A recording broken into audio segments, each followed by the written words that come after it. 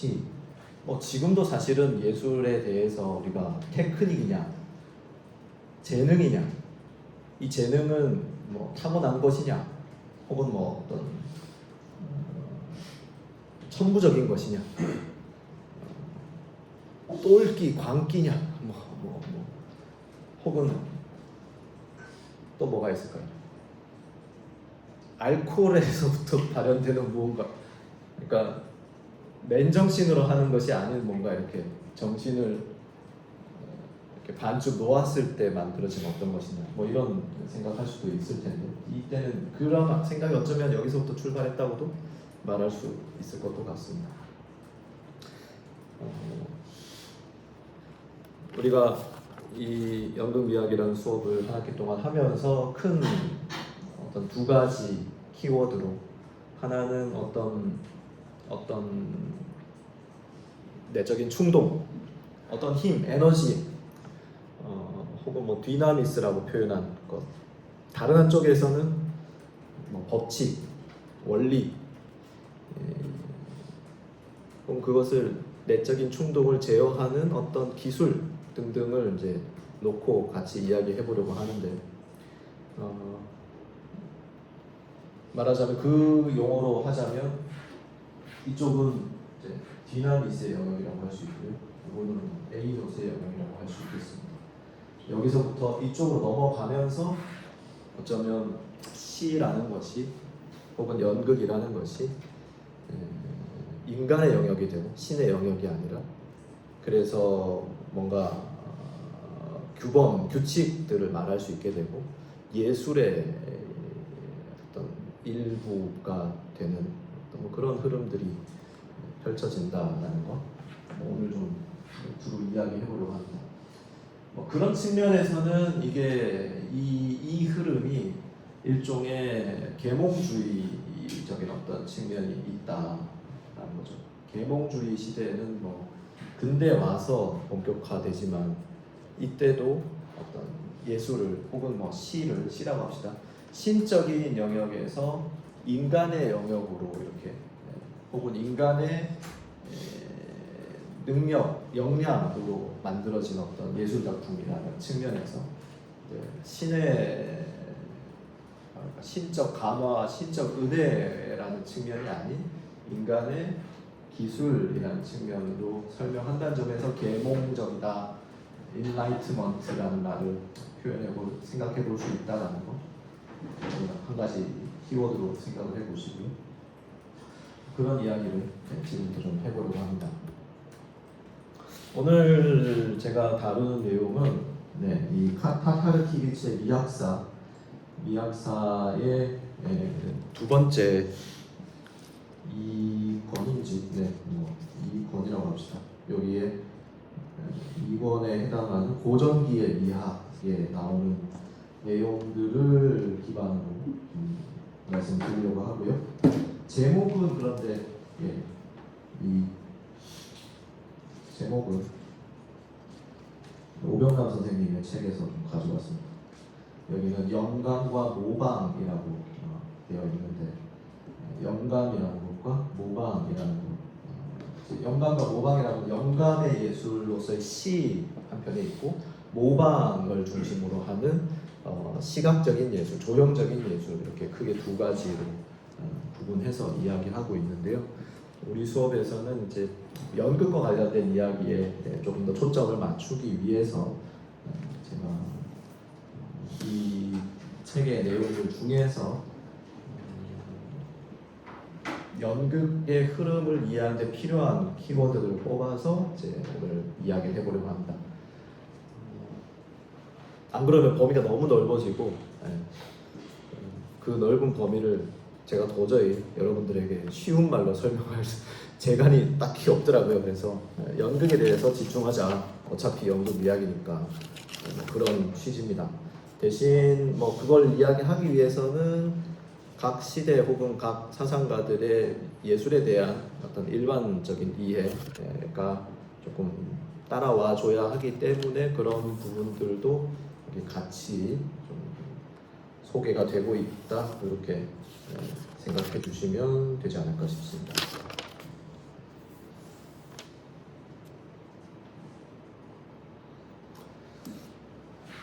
그리스 고전 미학의 세대 구분, 그래서 1세대, 2세대, 3세대, 4세대, 뭐 어떻게 보면 약간 동시대에 활동하던 사람들도 있지만 이 책에서 그렇게 구분을 하고 있고요. 오늘은 그래서 이 순서대로 조금 찾아 정리를 해보려고 합니다. 결론적으로 말씀드리자면 우리가 이제 도달해야 하는 어떤 최종 종착지는 아리스토텔레스의 시학인데요. 아리스토텔레스의 시학은 시, 연극, 특히나 비극을 다루고 있는 어떤 고대 미학의 가장 중요한 저술이라고 할 수 있고 양적으로도 그렇고 질적으로도 그렇다고 할 수 있습니다. 그러니까 보존 상태가 가장 좋은 그러면서도 가장 분량이 많은 그런 연구가 다름 아니라 아리스토텔레스의 시학이기 때문인데 그 시학을 보면 피타고라스의 내용, 소피스트나 소크라테스 그리고 플라톤이 앞서서 이야기했었던 예술 혹은 시에 대한 그런 뭐 개념들, 주장들이 아리스토텔레스에 와서 어떤 부분들은 받아들여지고 어떤 부분들은 수정이 되고 어떤 부분들은 종합이 되는 그런 모습들을 볼 수가 있습니다. 그렇기 때문에 사실 여러분들이 가장 집중해서 봐야 될 부분은 이제 아리스토텔레스의 미학 혹은 시학이라고 할 수가 있는 거예요. 그런 취지에서 제가 우리 ETL에다가 타타르키비치 미학사의 아리스토텔레스 부분을 제가 전체를 여러분들에게 공유를 했고요. 오늘 수업을 듣고 나서 그 해당 부분을 읽어보시면 내용이 더 잘 이해될 수 있을 겁니다.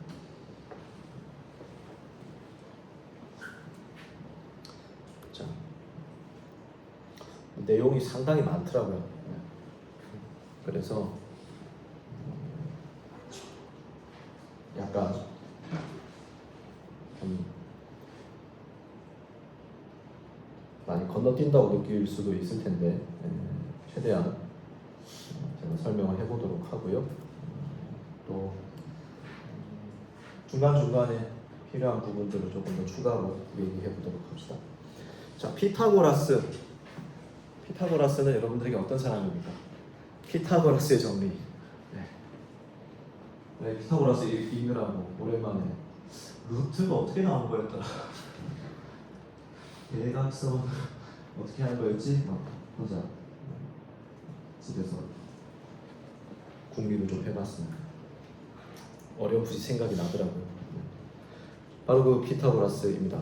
피타고라스는 기원전 6세기 사람이었고 그 이후에 기원전 5세기, 4세기까지 피타고라스의 말하자면 제자들이 피타고라스의 사상을 이제 발전시키면서 피타고라스 학파가 됩니다. 그래서 피타고라스와 피타고라스의 학파 이렇게 둘 같이 좀 볼 필요가 있을 텐데요. 잠시만요. 아까 뭔가 목소리를 좀 쳤고 있습니다.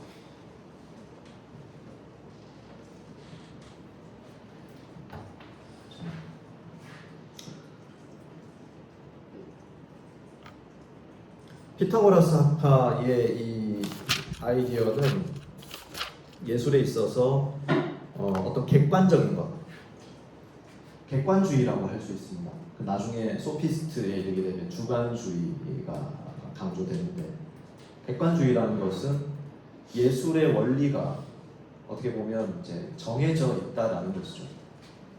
그걸 이제 고전주의라는 말로 쓸 수 있을 것 같습니다. 그런 면에서 피타고라스의 이 아이디어가 이후에 플라톤에게 크게 영향을 미치게 되고 아리스토텔레스에게도 일정 부분 영향을 미치게 되는 이제 그런 측면이 있죠.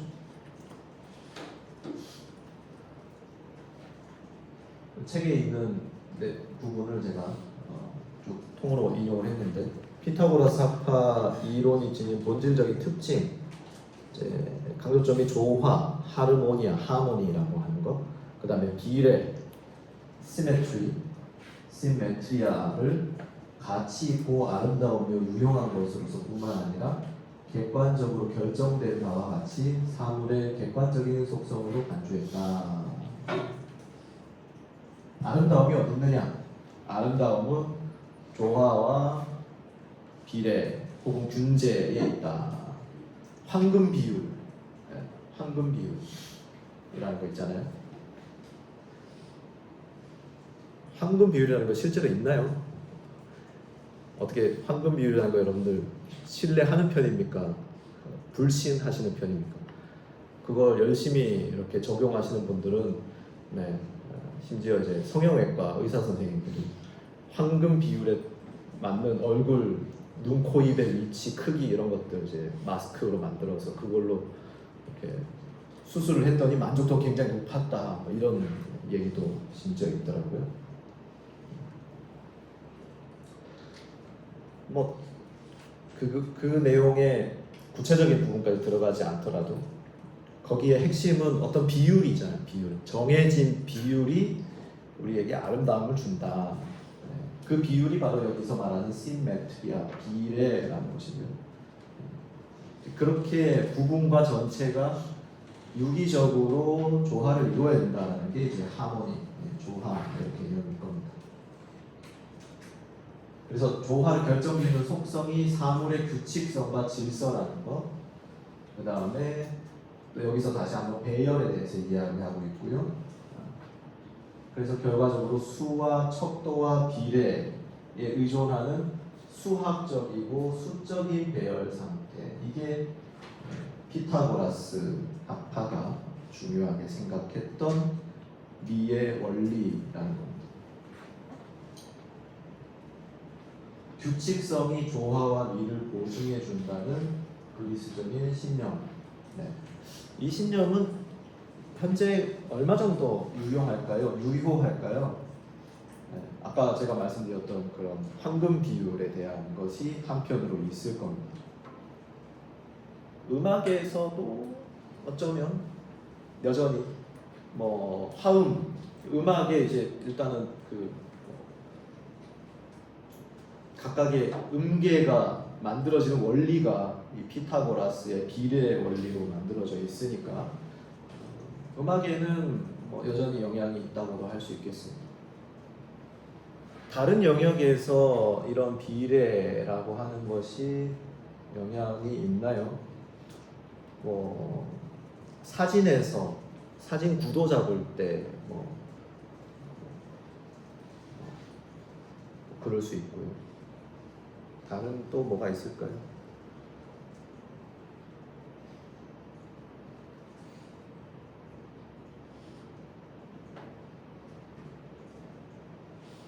여러분들 삶에서 혹은 예술 창작 작업에서 비례라고 하는 것이 중요하다고 생각하십니까? 어때요? 산업 디자인 영역에서는 뭐 예를 들면 이제 애플 아이폰, 애플 제품의 이 곡률 뭐 이런 것들 따지는 거 뭐 그런데 여전히 영향을 미치고 있는 것 같습니다. 그렇지만 뭐 이제 순수 예술 분야에서 이건 최근에는 좀 영향력이 많이 사라져 있는 것 같은데 그런 점에서 우리와 차이일 수도 있고요. 어쩌면 그 시대가 다시 돌아올 수도 있고 그런 것 같아요. 그래서 이 비례, 뭐 조화 이런 어떤 객관적인 속성에 대한 이야기는 한편으로는 좀 시간이 지나버린 유효하지 않은 것처럼 느낄 수도 있습니다. 하지만 예술에 있어서 아름다움에 있어서 어떤 객관적인 기준이 있다라는 어떤 신념, 어떤 생각은 그 이후로도 많은 사람들이 가지고 있었고 한편으로는 그게 예술 혹은 미를 학교에서 가르칠 때 이렇게 그 중심에 있는 어떤 가치 혹은 지향점이라고도 말할 수 있을 것 같습니다. 아까 말씀드렸지만 플라톤에게 영향을 미쳐서 비례와 척도와 수라는 저 개념이 플라톤에게 이어지고 있고 또 그 다음 얘기 이제 여기 나오는 건데 예술의 효과와 관련해서도 매우 중요한 기여를 했죠. 사실은 이 예술의 효과는 지금도 많은 사람들이 받아들이고 있는 개념일 거예요.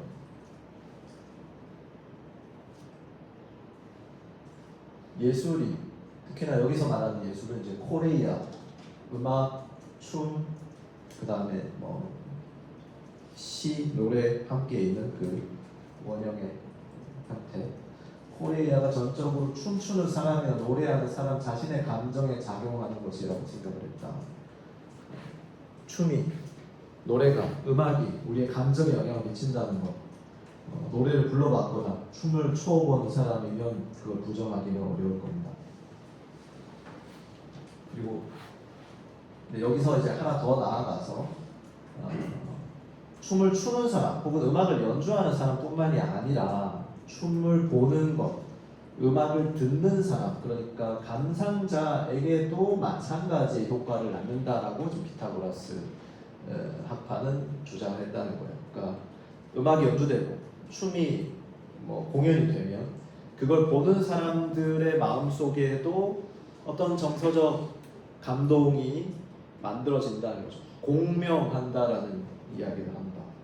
어쩌면 공명이라는 말, 어떤 음을 연주했을 때 하모니로서 만들어진 어떤 그런 개념하고 연결이 되어 있기 때문에 그래서 피타고라스 학파가 주목했는지도 모르겠어요. 여기 밑에 있는 말 먼저 잠깐 보자면 소리는 영혼 속에서 반향을 찾고 그 반향은 소리와 함께 조화를 이룬다. 한 쌍의 리라와 같다. 한쪽 리라를 치면 옆에 있는 다른 한쪽의 리라가 반응한다라는 거죠. 악기의 울림통이 있는데 예를 들어서 리라는 우리에게 좀 멀지만 기타라고 해봅시다. 기타가 두 대 있는데 한쪽 기타에 현을 치면 다른 쪽 기타의 울림통에 같이 그 소리가 울릴 수 있다라는 겁니다. 한쪽 기타를 음악 연주자, 무대 위에 연주자, 공연자라고 하고 나머지 한쪽 기타를 관객이라고 했을 때 공연하는 사람, 연주하는 사람이 움직이면 보는 사람, 듣는 사람에게도 영향을 미친다라는 거죠. 그래서 동작뿐만이 아니라 보는 것을 통해서도 작용한다. 그 다음 표현은 어쩌면 우리 시대에는 좀 적용되지 못할 고대 그리스의 독특한 사상일 수 있지만 사실은 우리에게도 일정한 그 흔적이 남아있는 표현입니다. 교양 있는 자가 격렬한 감정을 경험하기 위해서는 그저 바라보는 것만으로 충분하다. 여기는 이제 당시에 신분 사회였고 시민 혹은 귀족과 노예의 어떤 그런 구분이 좀 있는 것 같아요. 그래서 몸을 직접 쓰고 힘을 쓰고 땀을 흘리고 이런 것들은 약간 이제 천시하는 어떤 그런 경향이 있는 거죠. 그래서 굳이 직접 음악을 연주하지 않더라도 혹은 직접 춤을 추지 않더라도 그걸 보는 것만으로 듣는 것만으로 충분하기 때문에 주신 이제 춤을 직접 출 필요가 없다는 것을 깨달았다. 뭐 이런 표현이 있습니다.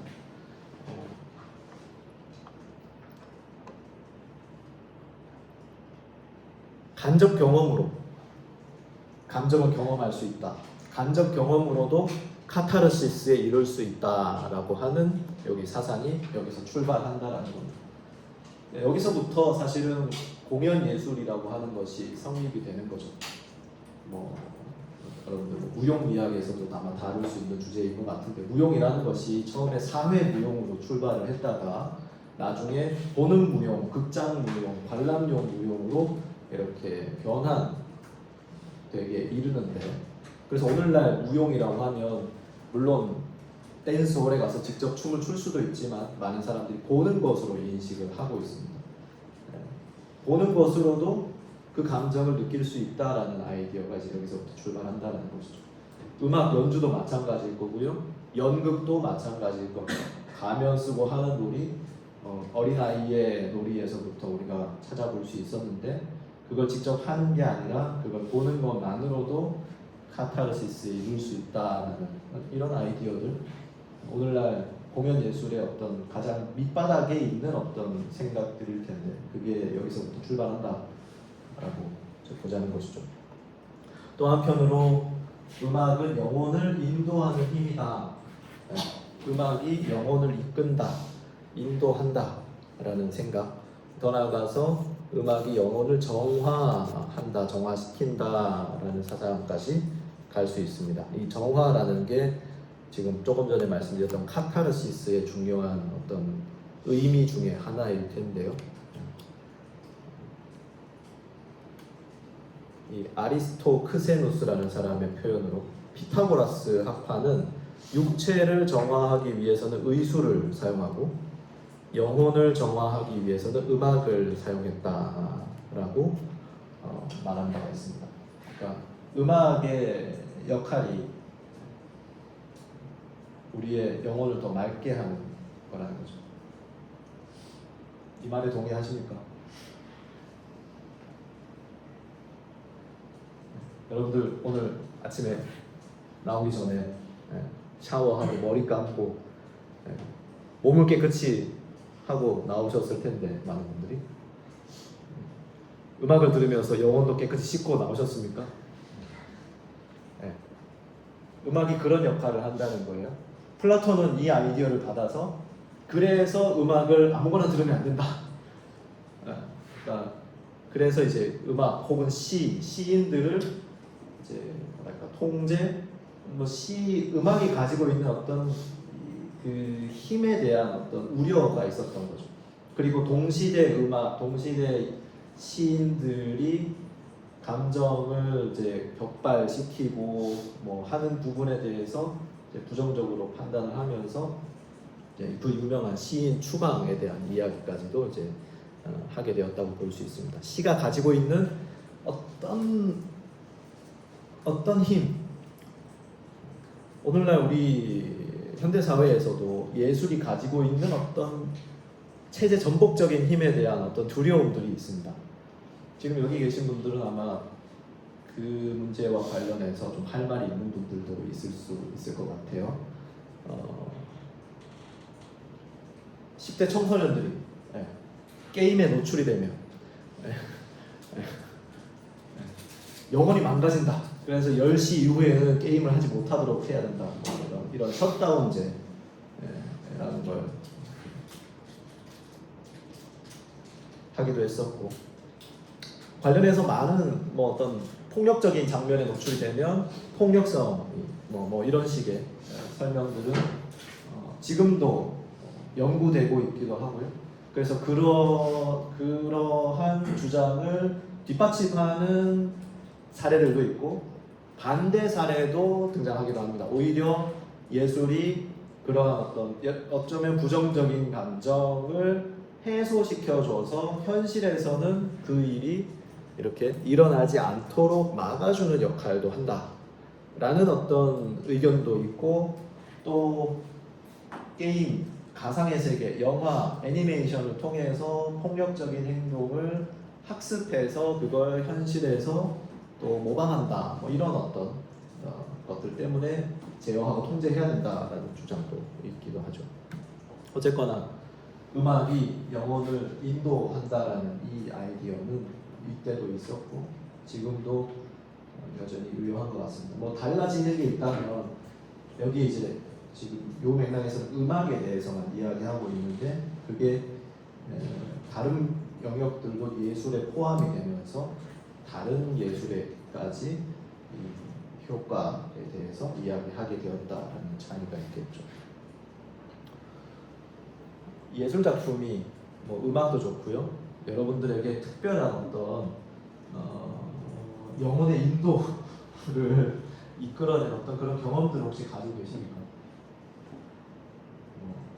음악을 전공하시는 분은 할 말이 많을 수 있는데 기회를 드릴 텐데요. 다른 분들이 먼저 혹시 말씀하실 수 있는 분이 있으면 좋겠습니다. 음악이 아니어도 괜찮아요. 뭐 음악이 아니어도 좋고 지난 주말에 본 연극일 수도 있고 그게 뭐 어떤 것도 다 가능할 수 있을 것 같아요. 어쩌면 여러분들은 예술 작품, 예술에서 그런 특별한 경험을 했기 때문에 여기 있는 거 아닐까요? 미학을 왜 전공하게 되었습니까?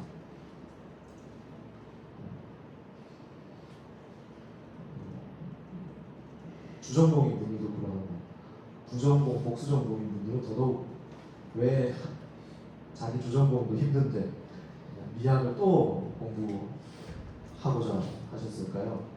어떤 나름의 어떤 체험이거나 어떤 호기심이거나 어떤 동기가 있지 않았을까요? 여러분들 처음에 입시 원서 쓸 때 뭐라고 썼습니까? 그때 썼던 어떤 원대한 어떤 동기와 계획과 포부 같은 것들이 있었을 텐데 그 중에 상당 부분이 미화된 것이라고 하더라도 몇몇 가지는 진심이지 않았을까요? 예술의 효과를 여러분들 어떻게 믿는 편입니까? 혹은 어떻게 생각하십니까?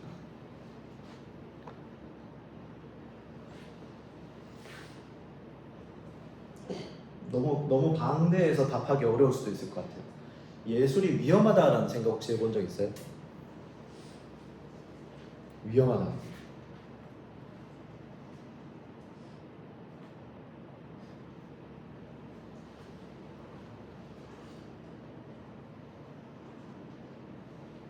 눈을 안 마주치려고 하고 있어.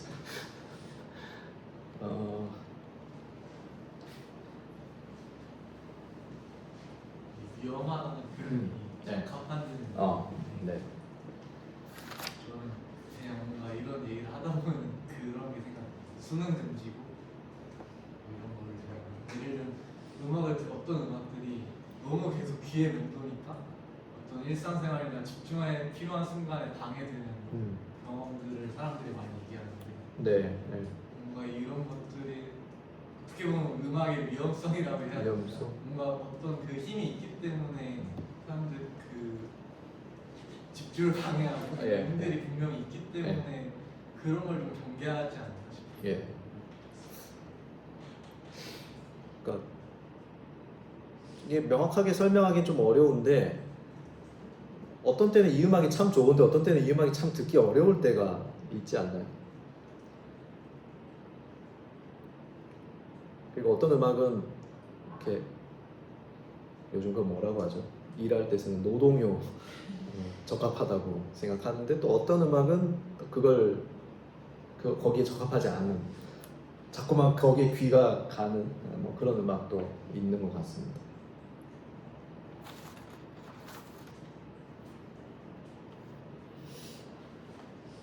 이게 뭐 이제 위험이라면 너무 큰 것 같지만 뭔가 우리에게 영향을 미치는 측면이 있다라는 거겠죠. 어쩌면 우리는 지금은 좀 그게 둔감해졌을지도 모르겠어요. 그러니까 음악을 항상 들을 수가 있잖아요. 원한다면 지금 이 수업 시간에도 이렇게 적당히 귀를 잘 가리고 이어폰을 꽂으면 음악을 들을 수 있을 만큼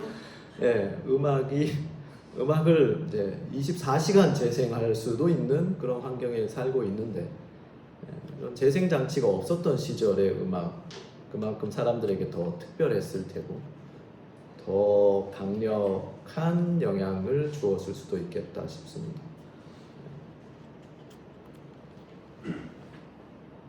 그리고 소음밖에 없는 이렇게 시끌벅적한 그런 환경에 있다가 갑자기 뭔가 이렇게 화음이 만들어지는 음악이 연주된다. 일단 가서 듣게 되고 거기에 마음을 주지 않을 수 없었을 것 같아요. 그러니까 상황에 따라서 이때 이제 영혼을 인도한다 이런 표현들이 우리한테 좀 약간 좀 너무 크게 느껴질 수 있는데 그 컨텍스트를 좀 바꿔가지고 이해를 하면 여러분들도 좀 공감할 수 있지 않을까 싶어요.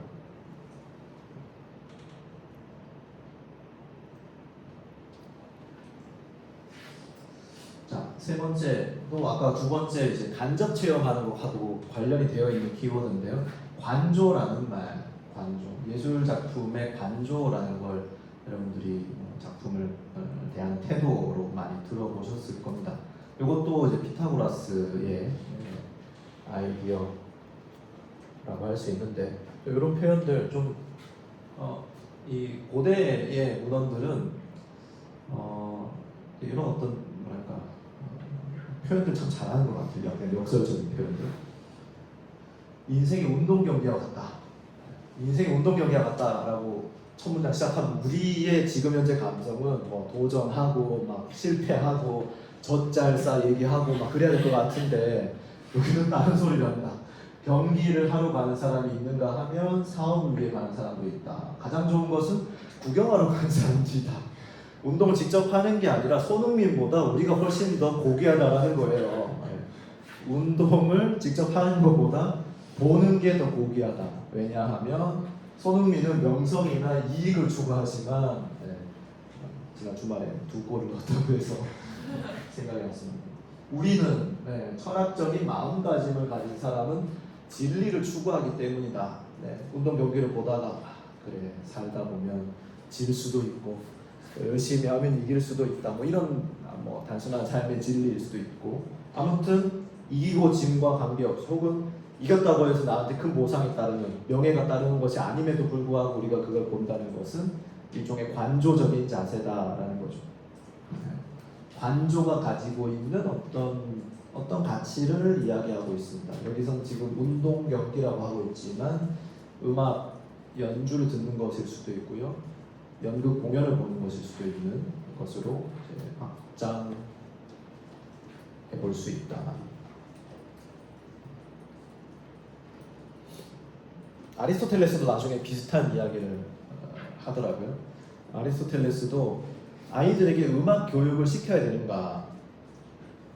뭔 소리가 음악 교육 시키면 좋지라고 우리는 지금 생각을 하는데 음악을 굳이 직접 연주하도록 교육을 시켜야 되냐라는 문제입니다. 그래서 결론은 음악에 대해서 기본적인 지식을 갖출 수 있도록 기본적인 교양을 위해서 교육하는 건 필요한데 전문 연주자가 되도록 할 필요는 없다. 뭐 이런 거죠. 그러니까 여러분들 중에서 음악이나 미술이나 혹은 연극이나 특별히 남다른 열정을 가지고 사실은 저기 음대에 가거나 미대에 가거나 혹은 한예종의 연기과로 가고 싶으셨던 분들이 계셨다면 뭐 여러분들하고 관련된 이야기일 수도 있습니다. 아리스토텔레스의 혹은 피타고라스의 학파의 대답은 굳이 그럴 필요 없어. 여기서 미학과에서 그 예술에 대해서 관조하고 성찰하고 사색하는 게 훨씬 더 고귀한 일이야라고 이야기하고 있다라는 거죠. 약간 올드한 이야기처럼 들릴 수 있지만 여러분들의 어떤 정당성을 보증해주는 그런 텍스트로 간직하시기 바랍니다.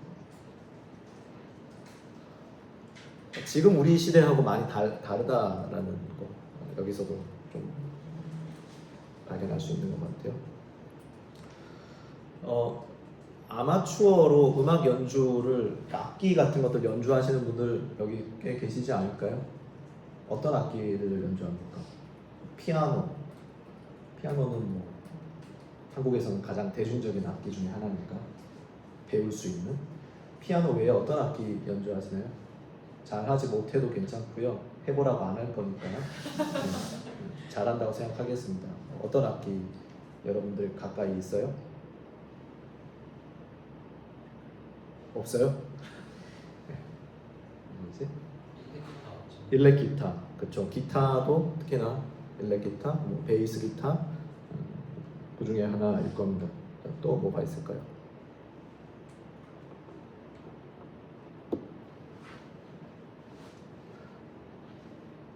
정말 여러분들은 피타고라스에 충실하신 제자들이군요. 네. 저는 최근에 관악기에 좀 관심이 있어서 집에서는 리코더조차 너무 소리가 크잖아요. 그래서 전자 관악기를 어쩌고저쩌고 해서 저 혼자만 들을 수 있는 가끔씩 불어보는데 한편으로는 폐활량이 떨어지는 것 같아서 훈련 목적으로 또 한편으로 가끔씩 이렇게 뭔가 멜로디가 이렇게 떠오를 때 불러보고 싶은 그냥 단순한 욕구에서 해보는데요. 머릿속으로 그려본 혹은 뭐 원래 아는 멜로디들 이렇게 유창하게 흘러가는데 손으로 이렇게 운지를 하기 시작하면 이제 삐걱삐걱대고 중간에 틀리고 막 그러다가 이제 조금 하다가 그냥 듣는 게 훨씬 더 낫구나 이런 생각을 이제 해보게 하게 됩니다. 그러니까 연주를 하려면 제대로 잘 해야 그 내가 원하는 데까지 갈 수 있는데 그 경지는 아주 멀고는 험하겠죠. 그럼에도 불구하고 음악을 직접 연주해 보면 그 음악에 대해서 더 많은 이해를 나름대로 어떤 체험적인 이해를 할 수 있다는 측면에서는 필요한 것 같다는 생각이 점점 더 드는데요. 적어도 관조의 가치를 이제 여기서 이야기하고 있다는 걸 알고 가시면 될 것 같습니다. 자, 피타고라스는 이따가 다시 조금 더 반복될 테니까요. 이제 데모크리토스로 넘어가 보도록 하겠습니다. 데모크리토스라는 이 철학자는 앞에 피타고라스하고는 조금 이제 입장이 다릅니다. 유물론자였고 결정론자였고 경험론자로서 이제 시에 대해서 여러 글을 남겼다고 해요. 그래서 제목만 보면 이 사람이야말로 이 시대의 아주 중요한 시학 연구자 혹은 철학자라고 할 수 있는데 남아있는 글이 안타깝게도 거의 없다는 거. 제목은 시에 관하여, 말의 아름다움에 관하여, 소리가 좋은 글자와 소리가 나쁜 글자들에 대하여, 호메로스에 관하여, 노래 부르기에 관하여 등등을 이제 남겼다고 합니다. 제목만 남아있어요. 그러면서 이 사람의 개념 중에 이제 미메시스라고 하는 것이 등장하고, 미메시스라는 말이 이제 그 이후부터 계속 반복해서 사용이 됩니다. 미메시스라는 말이 근데 지금은 우리가 모방, 재현 예술 이럴 때 아주 많이 쓰는 용어인데요. 원래 의미는 이런 맥락이 아니었다라고 해요. 그러니까 원래 맥락은 미메시스라는 말, 모방이라는 말을 고대에 사용할 때는 기본적으로는 무대 위에 어떤 배우가 뭔가 흉내내는 것들을 이제 기본적으로 미메시스라고 했다고 합니다. 다시 말해서 인간이 자기의 몸을 매개 혹은 매체로 이용해서 어떤 예술 활동을 하는 걸 미메시스라고 했다라는 거죠. 다시 말해서 그림을 그리거나 뭐 하는 것은 조각을 하거나 이런 것들은 이제 미메시스가 아니었다라는 게 여기 첫 번 출발하는 당시의 개념이었다는 겁니다. 그러니까 지금은 미메시스 하면 그림, 조각 이런 어떤 조형 예술을 먼저 생각하게 되는데 첫 번째 개념은 미메시스 그렇지 않았다라는 거. 그게 이제 시간이 지나면서 합쳐지는 걸 나중에 오늘 수업 후반부에 볼 수가 있을 겁니다. 그런데 데모크리토스는 그런 점에서 좀 앞서갔다고 할 수 있고요. 이제 동물의 제자라고 하면서 인간의 어떤 행동들이 동물의 행동을 이제 흉내내고 있다라는 표현으로 미메시스라는 말을 사용하고 있습니다. 직조와 수선에서는 거미의 제자고, 집 짓는 일에서는 제비의 제자이고, 노래를 흉내내는 데 있어서는 백조와 나이팅게일의 제자다, 이런 표현들이 있다는 거죠. 자, 두 번째로는 이 예술의 효과, 아까 앞에서 피타고라스가 했었던 효과하고 사뭇 다른 효과가 여기 등장합니다. 그리고 소피스트들의 어떤 그 공통점 중에 하나라고 할 수 있는데, 큰 즐거움은 아름다운 작품을 보는 데서 온다. 즐거움이라는 얘기를 합니다. 예술의 효과가 뭐냐? 보면 즐겁다. 보면 즐겁다. 이걸 이제 뭐 쾌락주의라고도 말할 수도 있을 것 같고요. 플라톤이 가장 경계했던 것 중에 하나이기도 하고요. 하지만 우리는 여전히 이걸 매우 중요하게 생각하고 있기도 한 바로 그 즐거움이라는 거죠. 즐거움.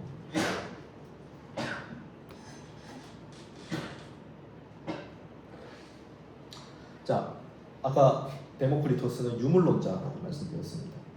영감에 대해서 부정적인 어떤 약간은 그 이전의 철학자들하고 다른 이야기들을 합니다. 영감. 데모크리토스.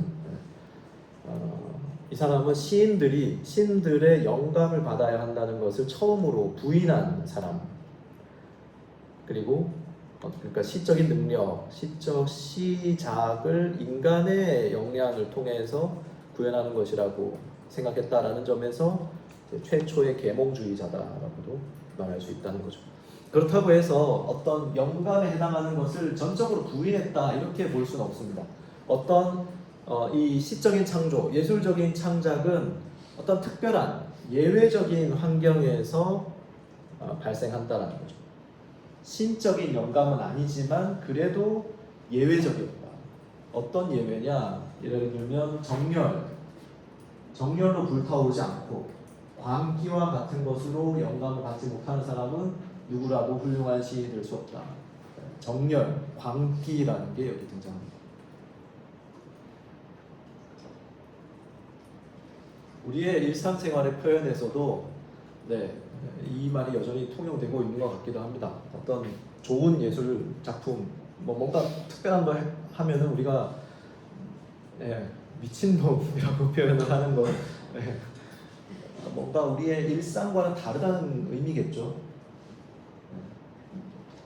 타고난 재능이 초라한 기교보다 더 큰 혜택이며 취하지 않은 감각을 가진 시인들은 헬리콘산에서 추방된다. 취하지 않은 감각. 그러니까 초자연적인 현상으로 이해하진 않았지만 예외적이고 정상에서 벗어났다라는 의미에서 초정상적인 상황에서 예술이 일어난다. 이런 아이디어들 지금 우리도 받아들일 수 있는 생각인데 그렇게 생각하는 사람들이 여전히 있기도 하고 아닌 사람들도 있기도 하고 그렇습니다.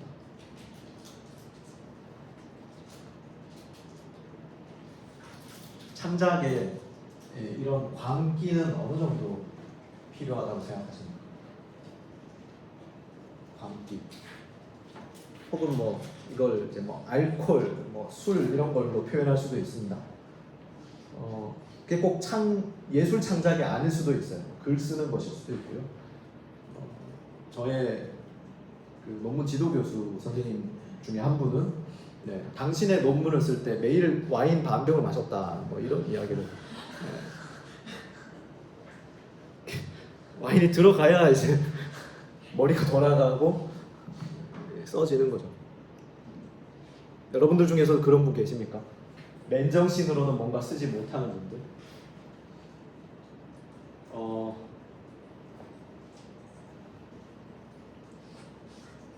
한편으로는 저는 와인을 마시면서 글 쓰진 않지만 한편으로 이해는 됩니다. 뭐냐 하면 점점 이렇게 긴장하고 이게 막 힘이 들어가서 할 수 있는 말, 쓸 수 있는 문장도 이게 안 나오는 거예요. 너무 이게 꽉 눌려 있어서.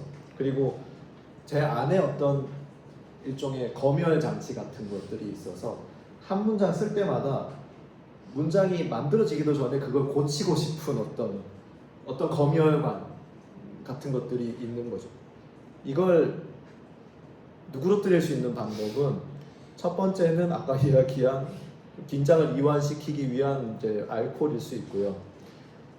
또 하나는 마감이 닥쳤을 때 그런 거 따질 수가 없을 때 일단은 쓰고 보는 거. 여러분들도 비슷하게 느낄 겁니다. 과제가 이렇게 멀리 있으면 뭔가 좀 잘하고 싶고 한 줄 쓰다가 나 이거 잘 모르는 것 같은데 책을 좀 읽어볼까? 도서관에 가서 책을 한 권 찾아서 펼쳐봅니다. 한 권을 읽고 나면 이제 쓸 수 있게 되는 게 아니라 내가 이 주제를 얼마나 모르는가를 알게 되죠. 그래서 이제 한 10권을 읽어야지 쓸 수 있을 것 같은데 10권이 되고 10권이 100권이 되고 영원히 쓰지 못하게 되는. 그리고 나중에는 이미 필요한 말들은 이미 다 있다 이렇게 해서 안 쓰게 되는 데까지 갈 수도 있는 거.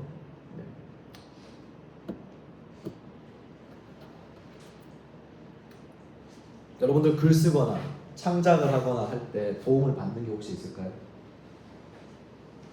챗 GPT 말고 도움 받는 거 뭐가 있습니까? 작은 팁도 좋습니다. 초콜릿일 수도 있고 캔디 사탕일 수도 있고 커피일 수도 있고 있어요? 마감일.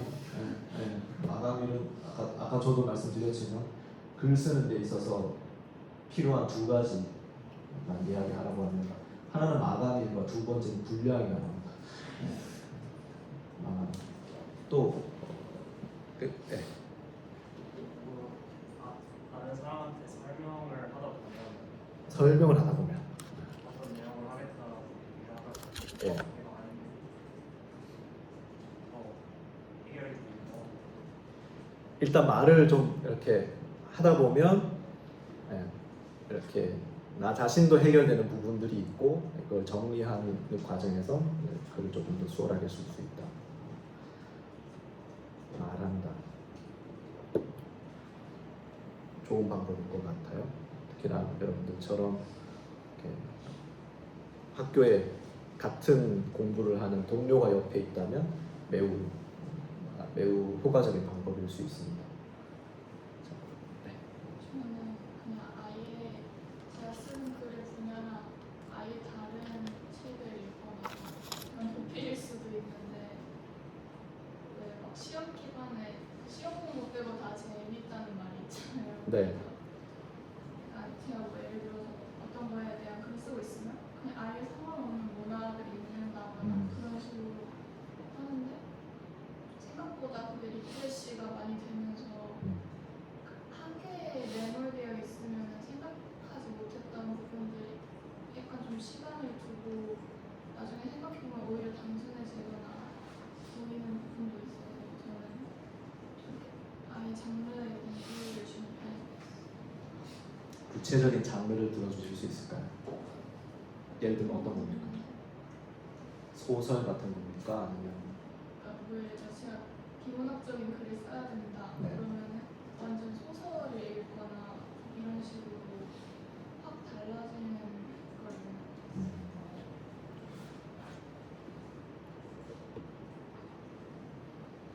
보통 읽기에 지쳐서 다른 걸 읽고 싶진 않은데 오히려 다른 분야의 글을 읽는 게 도움이 될 수 있다. 사실 생각이라는 게 우리 뇌가 정리할 시간이 필요하다고 하잖아요. 그래서 시간이 좀 지나면 중요한 것들은 남고 장가지들은 이렇게 좀 지워지거나 사라지는 측면이 있는데 그 작업하는 데 있어서 다른 데 좀 집중하거나 정신을 쏟는 것 도움이 될 수 있다. 그런 의미인 것 같습니다. 한 분만 더 말씀해 주실까요? 그거는 비문학적인 글을 쓸 때는 절대 하지 않고 문학적인 글을 쓸 때만 하는 건데 항상 새벽에 글을 쓰고 새벽에 글을 쓴다. 새벽에 글을 쓰면 어떤 점이 좋습니까? 일단 새벽 감성에 취해서 약간 잠과 현실의 경계 네. 사이에 있을 때만 쓸 수 있는 그런 모호한 말들이 네. 나중에 잠이 깨고 보면 네. 되게 문학적인 경우가 많아서 네. 이용하는 방법입니다. 약간 이제 취해 있는 거죠. 잠에 취했다고 할 수 있고, 그러니까 또렷하고 아주 명확한 운전할 때 가진 그런 어떤 정신이 아닌, 약간 좀 느슨하거나 다른 감각이 열려 있는 어떤 그런 상태일 수 있을 것 같아요. 새벽에 쓰는 글. 아까 문학적인 글쓰기 할 때 한다고 하셨나요? 논문에는 적합할 수도 있고 안 할 수도 있고. 물론 이제 모든 글은 한번 쓰고 제출하는 게 아니라 다시 보고 다듬는 과정이 필요하니까. 근데 뭐 각자 다 다를 수 있는데요. 그걸 찾는 게 참 중요한 것 같아요. 나는 이럴 때 글이 써진다. 나는 이럴 때 글이 써진다. 그건 뭐 다른 사람의 방법이 늘 적용되는 거 아니니까 나만의 방법을 찾는 거. 그게 어쩌면 여러분들이 열심히 또 지금 기간에 해야 될 일인 것 같기도 합니다. 이게 나중에는 막 되게 심적 부담으로 이렇게 다가와서 뭔가 글 쓰는 것 자체가 두려워지는 일이 생길 수도 있거든요. 제가 좀 그렇습니다, 사실. 박사 논문 쓰고 나서의 후유증 같은 게 아직 거의 10년이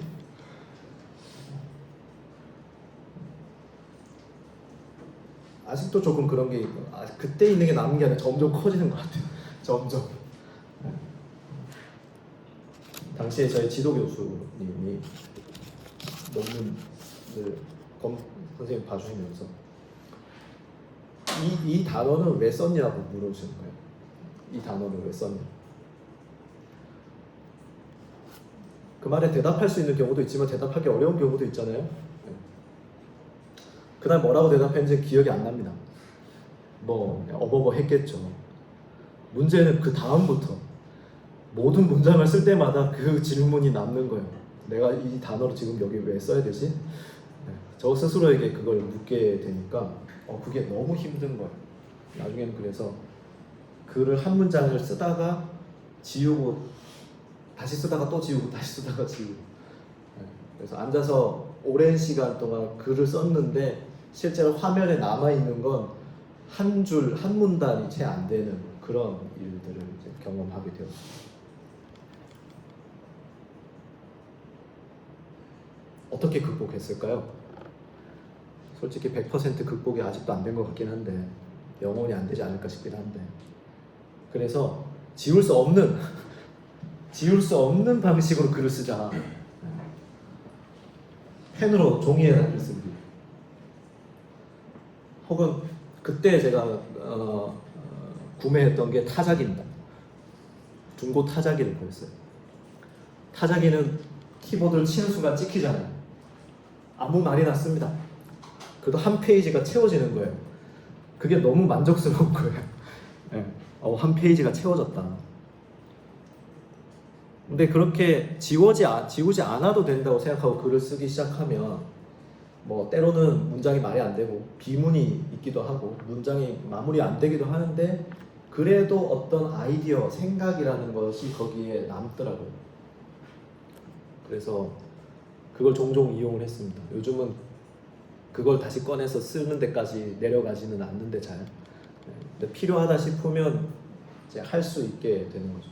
그래서 지금은 직접 쓰진 않지만 옆에다가 두고 마음의 위안을 얻는 그런 경우도 있는데 뭐 어찌 보면 약간 부끄러운 얘기인데 말씀을 드리는 이유는 여러분들에게도 그런 시점이 올 수 있고 뭐가 잘 안 풀리는 경우가 있을 수 있는데 그걸 넘어서기 위한 나름의 방법을 여러분들 스스로 한번 찾아보시라는 거예요. 누군가에는 그게 운동일 수도 있고 누군가에게는 그게 초콜릿 당분일 수도 있고 누군가에게는 다른 데로 잠깐 갔다가 오는 것일 수도 있고 잠일 수도 있고 혹은 정면 승부로 될 때까지 쓰는 것일 수도 있는데 뭐 어떤 것도 좋으니까 여러분들이 한번 그걸 넘어설 수 있기를 바랍니다. 영감 얘기가 나와서 뭐 최근 얘기들 잠깐 생각나는 거 한마디만 더 붙이고 가겠습니다. 모든 작가들이 이 문제 가지고 고민을 해요. 안 써지잖아요. 새로운 것, 좋은 것. 점점 자기에 대한 기대, 자기에 대한 수준도 점점 높아지니까 점점점 글쓰기가 어려워지고 그러다 보니까 이제 영감에 대한 어떤 남다른 갈증과 갈구가 있게 되는데 그때 많은 사람들이 하는 공통적인 조언은 꾸준히 써라. 되든 안 되든 꾸준히 써라 라는 것 같아요. 왜 무라카미 하루키 좋아하시는 분도 계시고 아닌 분들도 계시겠지만 하루키가 매일 10km씩 달리기를 하고 꾸준히 글을 쓴다고 하지 않습니까? 거기에는 쓸만한 글이 있을 수도 있고 아닌 글이 있을 수도 있는데 일단은 그 분량을 채우고 나면 자기가 설정한 분량을 채우고 나면 오후에는 글을 안 쓴다는 거예요. 대부분 뭐 음악을 듣거나 바에 가거나 그렇게 하면서 시간을 보낸다고 하는데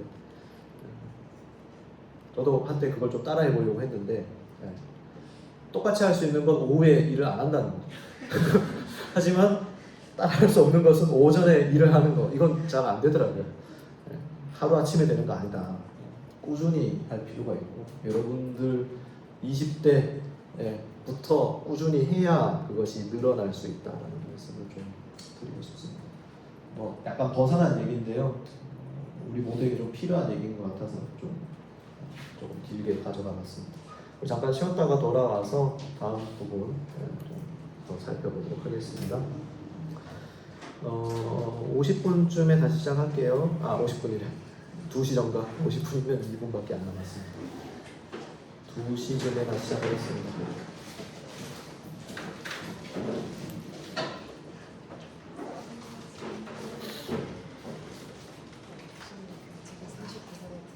예. 이머진 씨죠? 네.